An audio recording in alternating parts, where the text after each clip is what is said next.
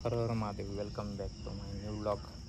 तर ज्वालामुखी एक 15 किलोमीटर राहिलेले आहे. काल आपण अशा ठिकाणी गुरुद्वारा आहे या ठिकाणी रेस्ट केला होता. थकून देखील गेलो होतो आणि म्हटलं रेस्टची खूप गरज आहे, तर याच ठिकाणी रेस्ट केला होता. आता तयार झालेलो आहे. आता निघतो आहे ज्वालामुखीच्या दर्शनासाठी. 15 किलोमीटर अंतरावर आहे. 1 तासभरात पोचतो आहे आपण. तर चला मग निघूयात.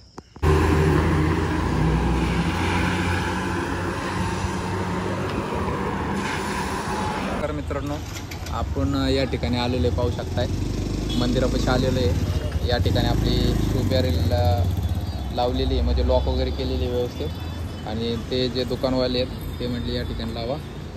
तर या ठिकाणी सायकल लावलेली आहे आणि या ठिकाणी पाहू शकता. आता मंदिराला जाणार आहे आपण, मंदिरात दर्शन करण्यासाठी. पण सकाळी चहा घेतला नव्हता, तर याच ठिकाणी चहा घेऊन निघूयात. चहा वगैरे पिऊत. महाराष्ट्र. तर हमारे भी भाई लोग आते हैं. और तो तुम्ही जर या ठिकाणी दर्शनला येत असाल तर या काकांचं या ठिकाणी दुकान आहे. तर तुम्ही मंदिराच्या गेटपासून जवळच हे दुकान आहे. जर तुम्हाला सायकल वगैरे काय बॅग वगैरे ठेवायचं असेल किंवा प्रसाद वगैरे घ्यायचा असेल या ठिकाणून घेऊ शकताय. आणि अशा प्रकारे आता आपण चहा घेऊन पुढे निघणार आहे.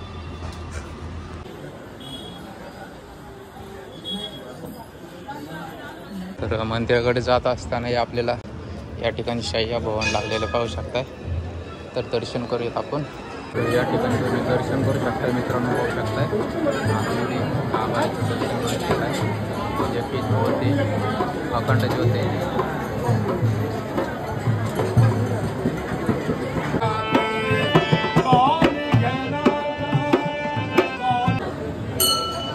द्वारपाशी आलेलो आहे. आता आतमध्ये चाललो आहे. आतमध्ये काय आपल्याला मोबाईल नेण्यास परवानगी नाही, तर दर्शन करू आपण. तर मित्रांनो, खूप छान प्रकारे या ठिकाणी आपलं दर्शन झालेलं आहे. आतमध्ये जर बघाल तर तुम्हाला अखंड ज्योतचं दर्शन होते. तर माताची या ठिकाणी जीभ पडली होती, तर त्यामुळं ज्वालामुखी शक्तिपीठ 51 शक्तिपीठपैकी एक शक्तिपीठ मानलं जाते. पाहू शकताय हे जे शिखर आहे, शिखरचं दर्शन करू शकताय. आणि हे आहे ध्वजा आहे, पाहू शकताय तुम्ही. ध्वजाचं देखील या ठिकाणी दर्शन करू शकताय. तर या ठिकाणी आपण जाऊयात आता. हे शिखर आहे मित्रांनो, शिखरचं या ठिकाणी तुम्ही दर्शन करू शकताय. तर या ठिकाणी माताचं छत्र आहे, पाहू शकता तुम्ही. या ठिकाणी लंगरची देखील व्यवस्था पाहू शकता तुम्ही.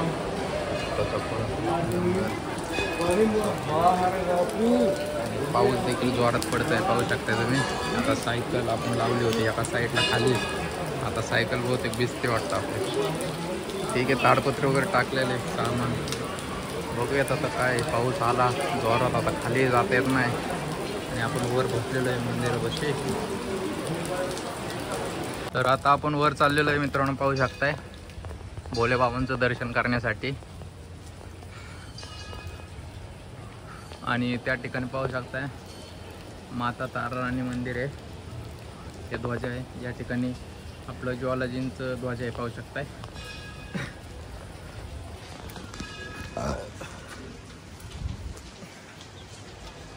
तर मित्रांनो, थोडंसं या ठिकाणी उशीर झाला आपल्याला. आपण बरोबर 12 वाजता आलो होतो. आता 2:15 वाजलेले आहेत आणि पाऊस देखील आला होता, त्यामुळे तो थोडंसं वेळ लागलेलं आहे. आणि आतमध्ये दर्शनासाठी या ठिकाणी वेळ लागते, कारण की जे अखंड ज्योत आहे त्याला जे भाविक प्रसाद घेतात ते प्रसाद स्पर्श करून भाविकांना दिलं जातं, त्यामुळे थोडंसं वेळ लागतं. तर काय हरकत नाही, आपण दर्शन करूयात भोले बाबांचं. आता या ठिकाणी शिवलिंग हे पाहू शकताय. या ठिकाणी देखील शिवलिंग आहे. आता आपण वर जात आहे. या ठिकाणी पलीकडे बघाल तर गोरख डिब्बा आहे, त्याचं आपलं दर्शन झालेलं आहे. आता लाल शिवालय आहे, पाहू शकताय वर. तर त्याच्याच दर्शनासाठी आपण चाललेलो आहे. आणि या ठिकाणी आपल्याला पाहू शकताय मित्रांनो, प्राचीन पांडव गुफा दिसलेले. सध्या बंद आहे वाटतं, सध्या बंद केलेलं आहे. तर हे प्राचीन पांडव गुफा होतं, पण काही कारणास्तव लॉक केलेले, पाहू शकता. आणि वरून पाहू शकताय किती सुंदर या ठिकाणी ज्वाला गाव दिसत आहे आपल्याला. तर आपण लाल शिवालयमध्ये आलेलो आहे. पाहू शकताय हे रावण रचित तांडव सोरतम या ठिकाणी. हे भोलेबाबाची आरती पाहू शकताय. हे शिव पंचास्तोत्र या ठिकाणी शनिदेवांचं दर्शन झालेलं आहे. आता आपल्याला वर जायचं आहे भोलेबाबांचं दर्शन करण्यासाठी. या ठिकाणी पंचमुखी हनुमान जे आहेत, श्री राधाकृष्ण. तर चला निघूयात आपण वर भोलेबाबांचं दर्शन करण्यासाठी.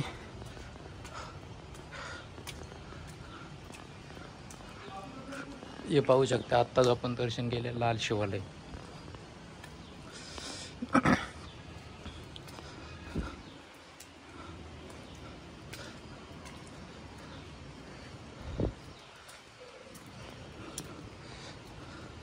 तर पाहू शकताय मित्रांनो आपण वर आलेलो आहेत भोलेबाबांचं दर्शन करण्यासाठी.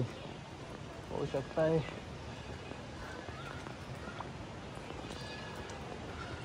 दर्शन करून घ्या भोलेनाथांचं. या ठिकाणी पर्वत पाहू शकताय, पूर्ण पर्वतच पर्वत आहे आणि पूर्ण हिरवगार वातावरण आहे. या ठिकाणी भोलेबाबांचं दर्शन झालेलं आहे आपल्याला. तुम्ही देखील दर्शन करू शकताय. तर आता आपण भोलेबाबांचं या ठिकाणी दर्शन घेतलेलं आहे मित्रांनो. आणि या ठिकाणी तुम्हाला दाखवतो पूर्ण हे जे गाव आहे. पाहू शकता वरून कशा प्रकारे दिसते पूर्ण. या ठिकाणी वर माता तारा राणींचं मंदिर आहे पाहू शकताय. आणि हे पूर्ण गाव आहे अशा प्रकारे. खाली हनुमान दादा आहेत पाहू शकताय. तर चला मित्रांनो आता खाली निघूयात. खूप वेळ झालेला आपल्याला. आता बघावं लागणार आहे आपल्याला पुढचा कशा प्रकारे प्रवास आहे. तर चला परत एकदा दर्शन करू शकताय भोलेबाबाचे. नमः पार्वती पतये हर हर महादेव. तर मित्रांनो दर्शन करून झालेले आहे. आता आपल्याला थोडी भूक लागली आहे. तर या ठिकाणी व्हेज बर्गर जे की या ठिकाणी खूप चालते. तर व्हेज बर्गर या ठिकाणी आपण खाण्यासाठी थांबलेलं आहे. तर ते पाहू शकता व्हेज बर्गर या ठिकाणी बनवत आहेत.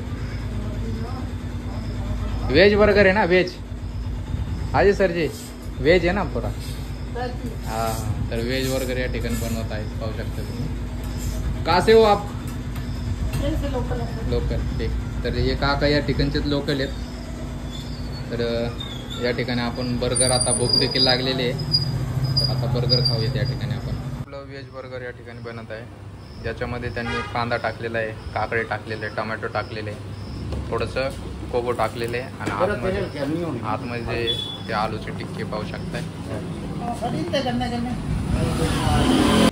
तर नमस्कार मित्रांनो आता आपण निघत आहे चामुंडा माता मंदिराकडे. जे की ते पण 51 शक्तिपीठापैकी एक शक्तिपीठ आहे. तर नमस्कार मित्रांनो आपण आता जात आहे चामुंडा शक्तिपीठ, चामुंडा देवी शक्तिपीठ. तर चामुंडा देवी शक्तिपीठला जात असताना आपल्याला त्याच्या आधी ब्रिजरेश्वरी शक्तिपीठ देखील लागते. तर सर्वात आधी आपण ब्रिजेश्वरी शक्तिपीठाचं दर्शन करूया. उद्या दर्शन होऊन जाईल. अजून फक्त आपण 10 किलोमीटर पुढे आलेलं फक्त 26 किलोमीटर राहिलेले. त्यामुळं दर्शन उद्याच करणार आहे. कारण की आता मध्ये बघू जागा भेटली तर थांबून घेणार आहोत. ते पूर्ण चिखल पाहू शकताय. पाय खूप सांभाळून ठेवावं लागतंय. त्यात गाड्या देखील त्रास देतात, हॉर्न वाजवतात. या साईडला जर चाललो तर आपण. तर नमस्कार मित्रांनो आता कांगडाला पोहोचण्यासाठी एक 7 ते 8 किलोमीटर राहिलेले आहे. आणि ब्रिजेश्वरी जे की शक्तिपीठ आहे ते देखील आपल्याला 8 किलोमीटर अंतरावर आहे. तर आता टाईम देखील झाला होता थांबण्याची. तर या ठिकाणी आपल्याला शंकर पंजाबी ढाबा दिसलेला आहे. या अशा प्रकारे ढाबा आहे. तर याच ठिकाणी त्यांना विचारलं रात्री थांबण्याची थोडीसं जागा वगैरे दिली तर मी थांबून घेईन. तर इथे तसं बघितलं तर 24 तास हॉटेल चालू पाहू शकताय तुम्ही. ते म्हणते ठीक आहे काळजी करू नका, तुम्हाला आम्ही जागा देऊ आणि या ठिकाणी थांबण्याची देखील व्यवस्था होऊन जाईल. तर याच ठिकाणी आजचा आपला विश्राम असणार आहे. तर थोडंसं मोबाईल देखील चार्जिंग करतो आपण. या ठिकाणी चार्जिंग संपत आलेलं आहे. तर आता या ठिकाणी जेवण आलेलं पाहू शकता तुम्ही. ही थाळी आहे 120 रुपयाला आपण थाळी घेतलेली. कारण की आपण आल्यावरच त्यांना बोललो होतो मी या ठिकाणी जेवण करून. तर ते आपण जागा देखील त्यामध्ये आणण्यात आली. तर नमस्कार मित्रांनो. तर हे शंकर पंजाबी ढाबा या ठिकाणी मी जेवण वगैरे केलेले, तर ते बोलले मला जागा द्या. तर हे पाहू शकता अशा प्रकारे या ठिकाणी जागा दिलेली आहे. आपण आता या ठिकाणी आजचा मुक्काम करणार आहे आणि परत उद्या मग आपण बृजेश्वरी शक्तिपीठ आणि चामुंडा देवी शक्तिपीठ, जे की 2 शक्तिपीठ आहेत, त्यांचं दर्शन घेण्यासाठी उद्या आपण परत निघणार आहे.